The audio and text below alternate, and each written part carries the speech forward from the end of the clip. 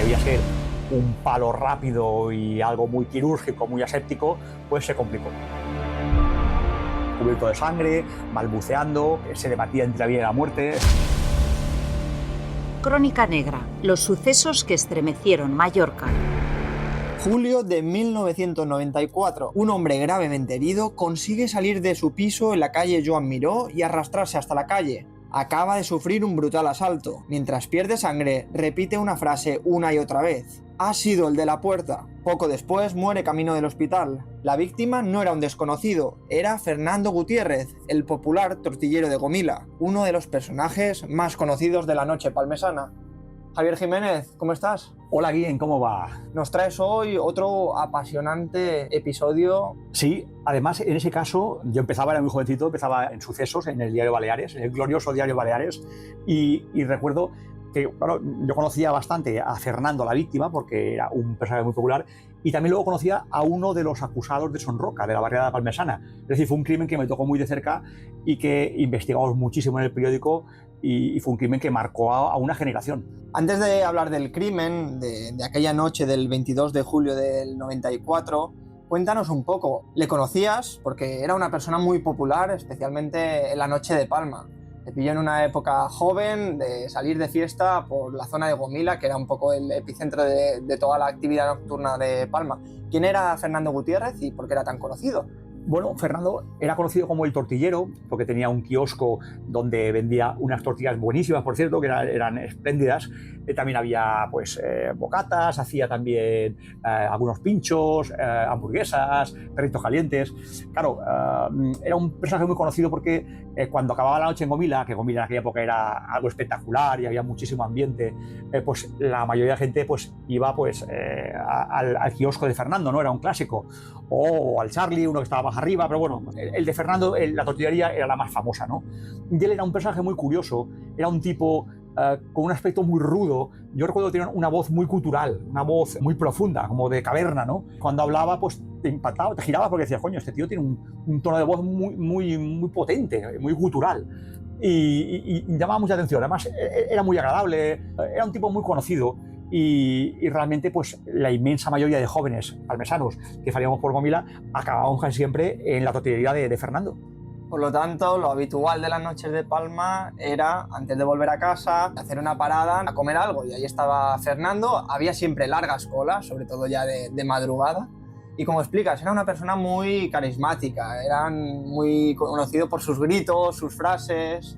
Sí, era un tipo muy peculiar, era muy rápido trabajando, era muy resolutivo, la verdad es que enseguida te servía, y eso que había colas larguísimas. Era un personaje muy curioso, además se acordaba muy bien de los clientes, y siempre tenía alguna frase, ¿qué pasa, chaval? ¿Cómo te ha ido anoche? ¿Has triunfado? Cosas de estas, ¿no? Y tú te sentías bien porque decías, coño, al menos me conoce, ¿no? Nosotros éramos chavalines de la época, y era un personaje muy curioso que siempre tenía algún guiño, algún detalle con los jóvenes y con las chicas también, y que conocía a muchísima gente. Era muy popular, muy querido. Yo recuerdo cuando ocurrió todo, fue una gran consternación porque Fernando era un tipo realmente popular en Gomila.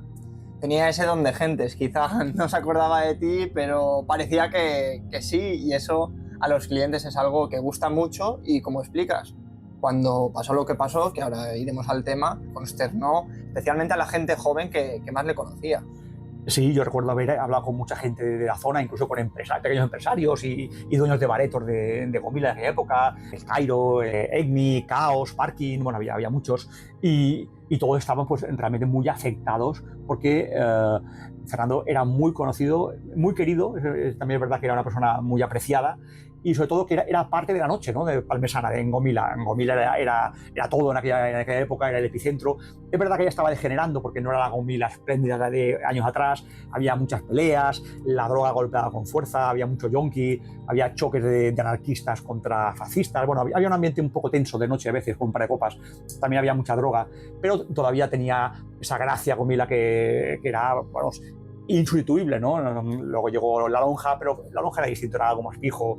En Gomila tenía un punto canallesco muy divertido. Para aquellos que quieran ir un poco más allá y quieran poner cara a Fernando, que sepan que en el relato en negro que le dedicaste, publicaste algunas fotos donde se puede ver a Fernando. ¿Qué edad tenía más o menos? Pues Fernando no era muy mayor, Recuerdo tendría unos 40 años más o menos aproximadamente. Pero claro, 40 años de hace 30, pues para nosotros parecía mucho mayor, ¿no? Pero no era tan mayor, ¿no? Y de hecho en las fotos se puede ver que era una persona corpulenta, que ahora será un dato también importante a tener en cuenta. Sí, era un tipo pues fibroso, fuerte, no era pequeño y tenía una presencia que imponía. Además, con aquella voz tan gutural que la acompañaba, pues era un tipo de una presencia pues importante. Vamos a la noche de los hechos, como he dicho, 22 de julio del 94. ¿Qué pasó aquella madrugada? Bueno, Fernando había contactado con un joven llamado Francisco José, un encuentro íntimo en su piso de la calle Joan Miró. Él vivía muy cerca de su bar, de su kiosco, ¿no? De la tortillería, tenía una casa allí y, bueno, él pues era homosexual y contrataba en ocasiones pues los servicios de determinados jóvenes, ¿no? Lo contrató para pasar la noche con él, lo que, bueno, él no sabía que los delincuentes o el delincuente con el que había contactado pues tenía otros planes. Este joven, entiendo que era un poco lo que siempre decimos, los bajos fondos de Palma de aquellos años. Entiendo que delincuencia, prostitución, también siempre vinculados con las drogas. Sí, eran jóvenes de la barriada palmejana de Son Roca, ¿no? Son Roca en aquellos días era una zona conflictiva, muy conflictiva. No tanto como Son Goleo ahora, pero parecido, como La Soledad quizás. Ahora afortunadamente ha cambiado mucho, es una barriada muy tranquila, pero en los años 80 y 90 Son Roca era muy duro porque había una plaga de heroinómanos. Es verdad que tenían un código entre ellos y no actuaban nunca en Son Roca, es decir, respetaban mucho su barriada y se iban a pegar palos fuera, pero pues bajaban a Palma y hacían auténticos desastres. Había un par de bandas muy duras. En aquellos años la Policía Nacional en Son Roca pues estaba día sí día no, porque había una colla de jóvenes muy conflictivos. Y en ese caso pues lo ocurría muchas veces. Eran delincuentes, pegaban pequeños palos, eran rateros, bueno, de poca monta, ¿no? Pero a veces pues no bastaba el dinero que habían robado para luego consumir drogas y lo que hacían era complementarlo con pequeños trabajos de chaperos, ¿no? Aquella noche Fernando pues contactó con uno de ellos y se dirigió, como explicabas, a su vivienda. ¿Qué pasó una vez abrió la puerta de la vivienda? Se lleva la sorpresa de que el invitado, el joven invitado, en realidad no viene solo, sino que ha subido con dos amigos. Era un tercer piso, van armados, hay un cuchillo y un cuarto implicado les espera abajo en la calle, volante de un coche con el motor encendido, listo para huir. Lo que debía ser un palo rápido y algo muy quirúrgico, muy aséptico, pues se complicó. Es allí donde vuelvo a lo que hemos comentado anteriormente, que Fernando era una persona físicamente, no digamos imponente, pero era una persona corpulenta. Sí, porque él era muy trabajador, estaba horas y horas de noche trabajando y claro, pues tenía un cuerpo pues bastante fibroso y musculado, ¿no? Era un tipo que, yo recuerdo cuando hacía las hamburguesas y las tortillas, se veía unos brazotes pues de un tipo muy, muy potente. Entonces, bueno, según la reconstrucción de los hechos que hizo la Policía Nacional con su grupo de homicidios y también de las declaraciones que prestaron luego los acusados, pues se desprende que Fernando no se amilanó, plantó cara. Ellos querían atarlo y una vez atado, pues registrar la casa, llevarse la joya y el dinero y bueno, visto no me acuerdo, era un clásico en aquella época, ¿no? En este caso, pues Fernando no se fiaba un pelo de que ocurriera algo más, entonces plantó mucha cara, plantó resistencia, se enfrentó a los tres, era muy corpulento, se ve que los tiró al suelo, hubo caídas, golpes, puñetazos, patadas y al final pues le gastaron varias puñaladas, que en principio no estaba previsto, pero bueno, se complicó el robo, esto ha ocurrido muchas veces y es un clásico en los sucesos. Le asestaron un par de puñaladas, él quedó malherido y bueno, al final el tema degeneró muchísimo. La situación para los ladrones, el plan que tenían se descontroló por completo y el último recurso que tuvieron, quizá ya fruto del nerviosismo o también de estar bajo las sustancias estupefacientes, fue apuñalar a Fernando, que quedó muy, muy malherido. Los ladrones huyeron rápidamente de la vivienda, pero Fernando, incluso tras recibir varias puñaladas en el cuello, entre otras, consiguió, muy mal herido, bajar hasta abajo. Incluso decía la frase que comentaba en la introducción, repetía todo el rato: ha sido el de la puerta, ha sido el de la puerta, una frase un poco misteriosa. Sí, así fue. Lo curioso, yo me acuerdo cuando estuve allí investigando el crimen con mis compañeros de sucesos, lo curioso es que él, quizá gracias a esa corpulencia que tenía, pues, y a pesar de que estaba muy mal herido porque había perdido muchísima sangre, de hecho había un reguero inmenso, Él consiguió bajar 3 pisos, prácticamente tirándose por la escalera, por los escalones, y rebotando, volvía a intentar levantarse, se caía, fue un auténtico desastre. Consiguió desde el tercer piso hasta el portal llegar pues casi arrastrándose, ¿no? Perdió muchísima sangre, llegó al portal, dijo esa frase enigmática que en un principio se atribuyó a que uno de los acusados se quedó en la puerta para ver si alguien venía, si había dado la voz de alarma, si los vecinos se despertaban, y que él lo vio y por eso dijo eso. De todas formas, nunca quedó demasiado acreditado. Fue una frase que no acaba de entender demasiado, la policía tampoco, lo hablamos mucho. Tenía poco sentido, ¿no? Porque realmente todos huyeron muy rápido. Y él, cuando bajó, en principio no pudo coincidir con ninguno. Pero bueno, quizá también algún vecino había visto llegar al joven que llamaba a la puerta. Entonces él, consciente de eso, pues dijo, ha sido el de la puerta, porque quizá cuando abrió la puerta vio que algún vecino pues estaba justo en aquel tramo de la escalera, ¿no? También era otra posibilidad. Eso nunca quedó demasiado claro, ¿no? También hay que tener en cuenta la situación de Fernando en ese momento. Había perdido ya muchísima sangre. Bueno, dijo quizá lo primero que le salió. Y allí hay algo curioso, y es que realmente no fueron vecinos quienes dieron la voz de alarma. Fueron algunos jóvenes que en ese momento estaban volviendo de fiesta. O sea, probablemente clientes de Fernando, del tortillero, se encontraron a Fernando muy, muy mal herido, en una situación muy grave, y fueron los que dieron la voz de alarma. Sí, así fue. E incluso, efectivamente, algunos de ellos eran clientes, porque yo me acuerdo que hablé con algunos jóvenes y estaban en shock porque lo conocían del kiosco, de la tortillería, ¿no? Y se lo encontraron en un estado pues lamentable, cubierto de sangre, balbuceando, se debatía entre la vida y la muerte, estaba muy, muy, muy tocado, había recibido varias puñaladas, algunas cerca de la yugular, eran heridas gravísimas. Y lo curioso es que lo encontraron jóvenes que volvían de marcha y que además eran algunos clientes habituales de su kiosco, lo cual pues creó una auténtica consternación. Yo recuerdo cuando me enteré del crimen, que hablé con algunos amigos míos, tú piensas que en aquella época no había móviles, entonces bueno, pues era todo por llamadas a los teléfonos fijos, y al día siguiente en Palma solamente se hablaba del tema del crimen, ¿no? Era un tema que todo el mundo comentaba, y yo hablé con muchísima gente y algunos amigos que íbamos por Gomila, y me comentaron que los que lo encontraron efectivamente pues quedaron en shock porque algunos lo conocían, incluso alguno dijo, Fernando, ¿qué ha pasado? ¿Qué ha ocurrido? ¿No? Estaban como horrorizados porque no se lo esperaban. Fernando siguió luchando por su vida, sin embargo no consiguió pasar de aquella noche. Sí, lo llevaron rápidamente a Sondureta, que era el hospital entonces de referencia, lo que ahora son Espases, y bueno, lo operaron de urgencia, pero había perdido muchísima sangre y no se pudo hacer nada por salvarle. Cuéntanos un poco, al día siguiente, tú que estabas un poco en el entorno de Fernando, de los jóvenes de aquella época de Palma, ¿qué te decían? ¿También estabas involucrado a nivel periodístico en el tema? ¿Cómo trabajaste? Bueno, yo recuerdo, me llamó un amigo de la Policía Nacional para darme la noticia y bueno, enseguida pues nos pusimos en marcha el equipo de sucesos. Yo quedé muy afectado porque claro, era una persona que conocía, que le tenía aprecio, y además que no esperaba en absoluto un final tan dramático para él y tan injusto, porque evidentemente no se lo merecía. Lo que hicimos es lo que hacíamos siempre en sucesos, ¿no?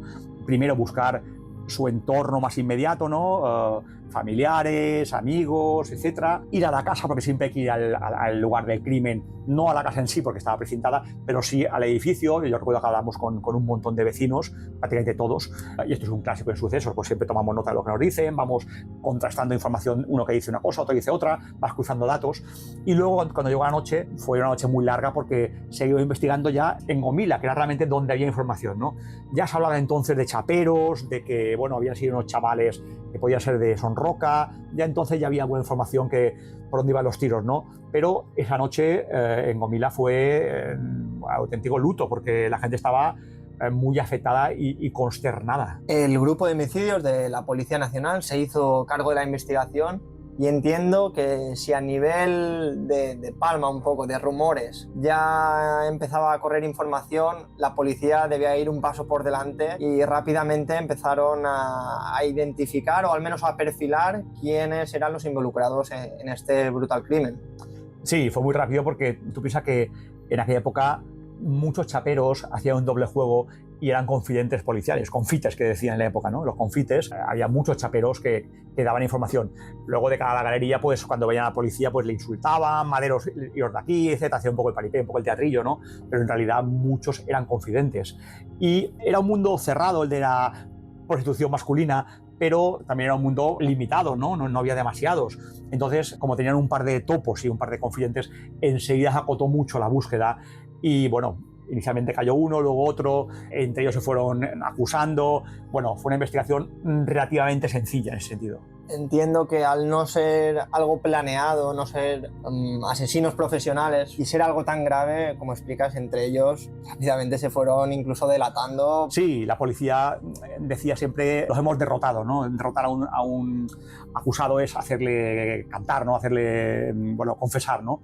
Entonces, para derrotarlo, lo que hacían muchas veces era enfrentarlo, ¿no? Oye, me ha dicho Francisco que fuiste tú, cuando no había sido él realmente, ¿no? Entonces decían, no, yo no he sido, ha sido él realmente. Entonces ahí se cruzaban las acusaciones y, bueno, conseguían romper la unidad del grupo, que son muy importantes para la policía, crear debilidades y luego al final, pues como un castillo de naipes, todo se hundía y acababan derrotados, llorando y confesando. ¿Verdad lo que tú has comentado? Que como no eran asesinos profesionales, pues el aguante que tenían era muy, muy relativo, ¿no? Entonces, enseguida, pues confesaron, dijeron que no había sido algo planificado y que no querían hacerlo, pero bueno, el robo se complicó, como ha ocurrido muchas veces, y bueno, al final acabó de forma dramática. A nivel periodístico, durante los días posteriores, donde fueron cayendo los implicados, fueron siendo detenidos, entiendo que al ser parte del entorno de este crimen, llevaste el caso muy bien. Publicaste fotos, rápidamente conseguiste las fotos que antes comentaba y informaciones muy buenas. Sí, la verdad es que en Baleares tuvimos una información privilegiada porque teníamos muy buenas fuentes en aquella época en sucesos y también en este caso,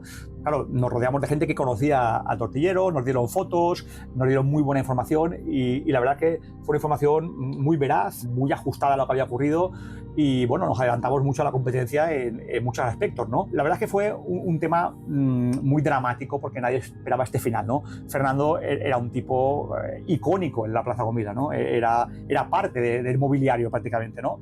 Todo el mundo iba a su kiosco, era un tipo súper popular, con aquella voz que tenía tan característica y todos quedamos muy afectados por lo que había ocurrido. Javier, llegó el día del juicio, pasaron meses y finalmente se sentaron ante la justicia los implicados. Bueno, el juicio fue muy mediático porque fue un caso muy sonado en Palma en aquella época y bueno, al final las penas fueron muy duras, fue una sentencia ejemplar y les cayeron más de 100 años de cárcel entre los cuatro, ¿no? Bueno, se repartían algunos las culpas, pero bueno, al fin y al cabo tan culpable era el que esperaba en el coche como el que había subido al piso, ¿no? Porque realmente querían atracarle, ¿no? Otra cosa es verdad que había matices, que había alguno que no había participado activamente en las puñaladas. Pero bueno, fue una sentencia ejemplar de 100 años y bueno, luego intentaron recurrirla, pero pasaron mucho tiempo a la sombra. No llegaron a negarlo como tal, ellos se escudaban un poco en decir que no era planeado, que fue fruto del nerviosismo, de la tensión o de la respuesta del propio Fernando.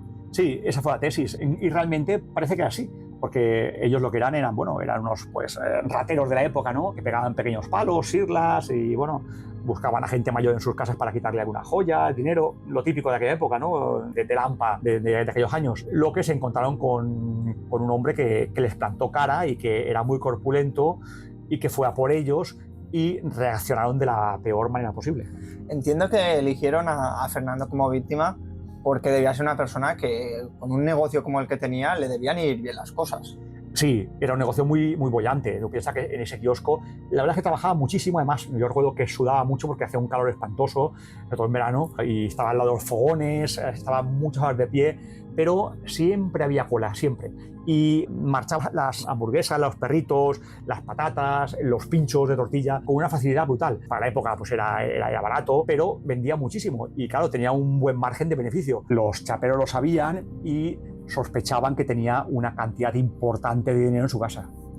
Los 4 implicados se fueron directos a la cárcel y con el paso de los años, como explicabas, Gomila estaba empezando ya un poco su decadencia, quizá el paseo marítimo a escasos metros, para los que no conozcan la zona, fue ganando un poco más de popularidad y a la vez la tortillería de Fernando, sin Fernando a la cabeza, pues perdió un poco el sentido, entonces también quedó en el olvido, finalmente desapareció, se puso otro negocio en su lugar y fueron pasando los años, pero volvió a salir a flote el caso a nivel informativo cuando uno de ellos trató de pedir un indulto. Sí, fue un caso que marcó un punto de inflexión en Gomila, ¿no?